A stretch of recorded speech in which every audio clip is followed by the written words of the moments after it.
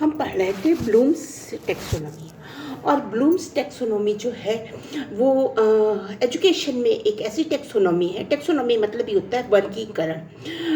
तो एक ऐसा वर्गीकरण है ब्लूम्स टैक्सोनॉमी जो कि आपके समस्त शिक्षा का सार प्रस्तुत कर देता कि आप किस लिए क्लासरूम में गए हैं और बच्चा किस लिए क्लासरूम में आया है। ये एजुकेशन नाम का स्कूल है या यूनिवर्सिटी है या विद्यालय है या महाविद्यालय, ये किस लिए बना है, ये सारा उपक्रम हुआ किस लिए। ब्लूम टैक्सोनॉमी ये सारा का सारा बता देता है। जब आप माइक्रो टीचिंग के लिए यानी कि बीएड के एग्जामिनेशंस के या एमएड के एग्जामिनेशन के दौरान माइक्रो टीचिंग का जो 1 या 2 महीना जो भी आपके यहाँ रखा गया हो, उसके लिए जब आप प्लान बनाते हैं तो इसके 6 दूनी 12 6 3 18 18 के 18 उद्देश्य आपको लिखने पड़ते हैं। कौन से 18 उद्देश्य? जो 3 डोमेन में आए हैं। यानी कि पहले डोमेन में जो आया है आपका वो उद्देश्य कॉग्निटिव डोमेन में जो आया, जो अफेक्टिव डोमेन में आया, जो साइकोमोटर डोमेन में आया। अब हमने आपको कॉग्निटिव डोमेन का सारे उद्देश्य बता दिए हैं, उपक्रम बता दिए हैं सारे के सारे जितने हैं, और इफेक्टिव के बता दिए। बच्चे बाकी बच्चा साइकोमोटर का है। साइकोसोमोटर का बच्चा तो साइकोसोमोटर में भी पिरामिड बनता है। इसको भी 6 उपवर्ग में ब्लूम ने बांटा है। और वो 6 उपक्रम क्या है? अब जैसे आपने वो रिसीविंग कर लिया, अनुग्रहण कर लिया, अब वैल्यूइंग कर लिया, व्यवस्था अरेंज कर लिया और चरित्र निर्माण कर लिया, यानी कि कैरेक्टराइजेशन, चारित्रिककरण कर लिया, कैरेक्टराइजेशन कर लिया हर चीज़ का जो भी आपने पढ़ा है। अब इन सारी चीज़ों के बाद जो लास्ट बट नॉट लीस्ट और बहुत ही इम्पॉर्टेंट है जो साइकोसोमोटर है, यानी कि लास्ट का डोमेन जो है, इसको भी 6 उपक्रमों में बांटा गया। जो तो और पिरामिड बना लेते हैं। उस पिरामिड में जो बेस में होता है, सबसे नीचे होता है, वो स्टिमुलस होता है, उत्तेजना होता है कि यानी कि आपके ये 6 दूनी 12 कॉग्निटिव से 6 और 6 आपके अफेक्टिव से आए हुए 6, ये इन सब के बाद जो आप पे क्या असर होगा। आपने इतना सब कुछ हो गया आपका, आपने कैरेक्टराइजेशन कर लिया, आपने बार बार प्रयत्न करा है, अनुक्रियाएं करी है, मतलब उसके अनुपालन करा है, सब कुछ करने के बाद अब क्या हो रहा है? अब आपको इतना ज्ञान हो गया है, इतना सब कुछ आपके अंदर आ गया कि कोई चीज़ देखते ही आप स्टिमुलस होगा, उत्तेजना होगी, और फिर ये आप कार्यविधि के लिए आगे चलेंगे, यानी कि इसको मैनिपुलेट करने लगेंगे, इम्प्लीमेंट करने लगेंगे। फिर नियंत्रण। अब आपके ऊपर इतना समझ आपको आ गई है अब तक कि इस पे नियंत्रण रखें, कंट्रोल रखें, कहाँ तक हमें काम करना है। यानी कि हमसे 10 क्वेश्चन का आंसर मांगा कि हम 12 का तो नहीं कर रहे हैं, हमसे 10 का मांगा कि हम 1 ही का करके तो नहीं आ रहे हैं। ये सारा चीज़ें हम अपने ऊपर नियंत्रण करते हैं, तो इसके तहत आ जाता है, ये साइकोसोमोटर के तहत आ जाता है। लास्ट में आ जाता है, सबसे बाद में आ जाता है। और उसके बाद आता है समायोजन। अब इसके बाद कोऑर्डिनेशन, जो इसका चौथा एस्पेक्ट उपक्रम होता है, वो कोऑर्डिनेशन। इन सारी चीज़ों में अब आपका कोऑर्डिनेशन तो है कि नहीं। ये तो नहीं कि आपने बताया राष्ट्रपति तो बताया कि प्रतिभा पाटिल का नाम बताया और उनके कार्यकाल का वर्णन करना शुरू किया, लेकिन आप विभ्रमित होकर हमारे महामहिम द्रौपदी मुर्मू का तो नहीं बताने लगे, तो एक महामहिम से दूसरे महामहिम का तो नहीं बता रहे। अरेंज है आपका कि नहीं, ज्ञान जो आपका है ये सिस्टमेटाइज हुआ है कि नहीं, इसका करते हैं, यानी कि कोऑर्डिनेशन करते हैं।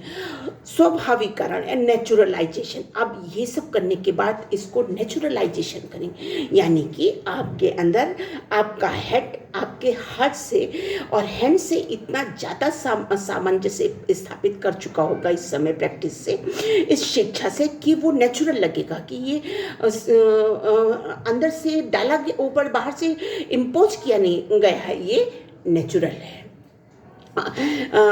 इस तरीके से नहीं, और फिर उसके बाद आपकी एक आदत बन जाएगी, यानी कि ज्ञान पिपासु बनने की आपकी आदत हो जाएगी, चीज़ों को याद रखने की आपको आदत हो जाएगी, चीज़ों को समझने की आपको आदत हो जाएगी। इसमें इसको इंग्लिश का भी है, इंग्लिश में जैसे इमिटेशंस कहते हैं, यानी इमिटेशंस होने लगता है, और स्टिमुलस आपके स्टिमुलस हो जाता है, मैनिपुलेशन होता है, कंट्रोल होता है, कोऑर्डिनेशन होता है, और नेचुरलाइजेशन होता है, हैबिट बन जाती है। ये आपका पूरा का पूरा सारणी बन जाती है। प्लान जब बनाते हैं टीचिंग में तब ये होता है।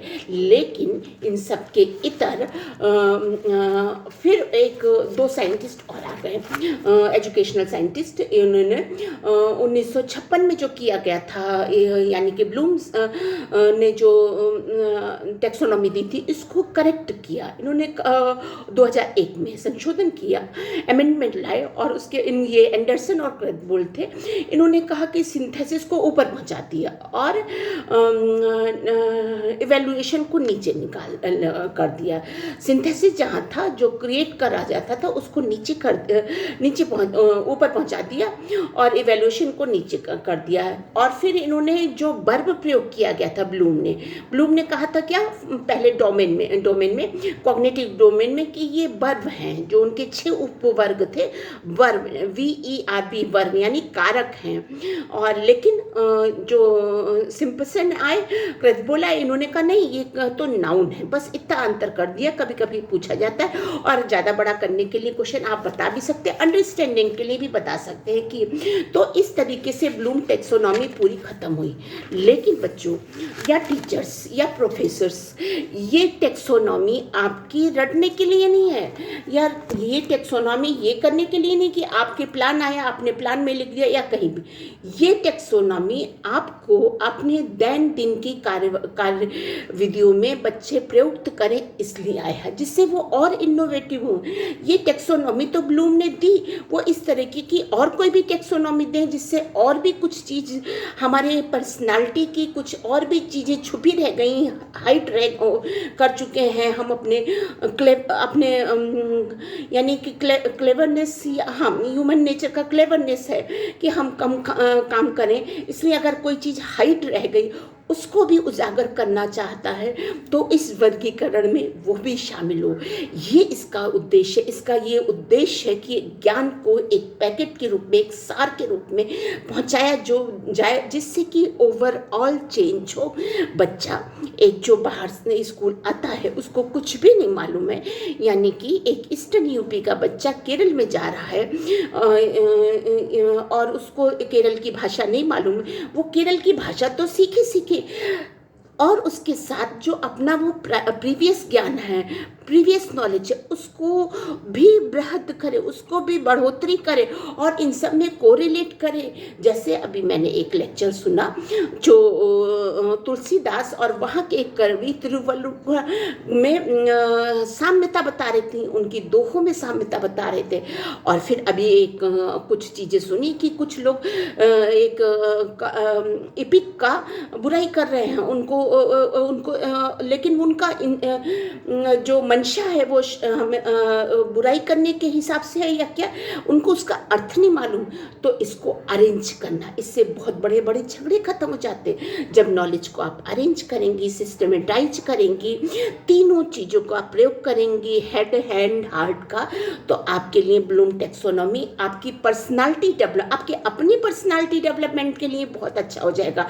तो पर्सनालिटी डेवलपमेंट के कोर्सेज जो होते हैं, उसमें ब्लूम टेक्सोनॉमी को जरूर पढ़ाया जाना चाहिए कि ज्ञान का उदय कैसे किया जा सकता है, किसी बच्चे में है, और उस ज्ञान का उदय होने के बाद फिर उस बच्चे में कितना ड्रास्टिक ट्रांसफॉर्मेशन किया जा सकता है। इससे बहुत कुछ क्राइम रोका जा सकता है, इससे बहुत कुछ ऐसा हो सकता है कि जो बच्चा याद तो रहे, वो जो याद करके भूल गया, उसको रिवाइव भी किया जा सके। जैसे मैंने आपको एक कहानी सुनाई थी ओका बोका की, तो उस तरीके से उसको रिवाइव भी किया जा सके।